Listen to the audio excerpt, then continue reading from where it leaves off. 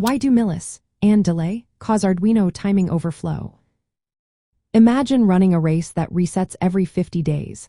That's similar to what happens with the Arduino's timing functions. The functions Millis and micros are built to keep track of time since the Arduino started. They use internal counters that count milliseconds and microseconds respectively. These counters are stored in variables that can only hold a certain maximum value. For the Arduino, that maximum is a number called a 32-bit unsigned integer, which can go up to about 4,294,697,295. When the counter reaches this limit, it resets back to 0. This reset is called an overflow or rollover. The overflow for the Millis function happens roughly every 50 days because it counts milliseconds.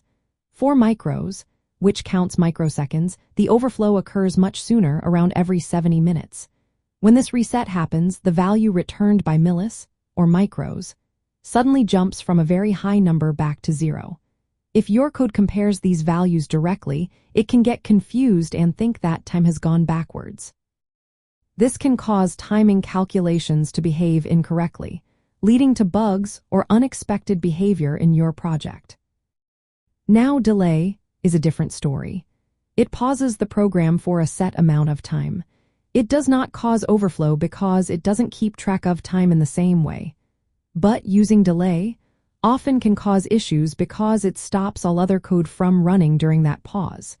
If you need your system to respond quickly or handle multiple tasks, delay can make things tricky. The reason these overflows happen is because the counters are hardware limitations.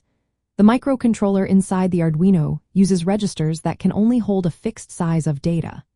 Once they hit their maximum, they roll over back to 0. To avoid problems with these rollovers, programmers use a trick. Instead of checking if the current time is greater than the previous time plus an interval, they subtract the previous time from the current time. Because subtraction of unsigned integers in C or C++ naturally handles wraparound, this method keeps timing accurate even after the overflow happens. In practice, using Millis for non-blocking timing is better than delay because it allows your code to keep running other tasks. To make your timing reliable over long periods, always handle the overflow by using subtraction. For very precise or long-term projects, you might consider hardware timers or real-time operating systems. These options can help you avoid overflow issues altogether and keep your system running smoothly. So, to sum it up, Millis and micros cause overflow because their counters are limited in size and reset after reaching their maximum.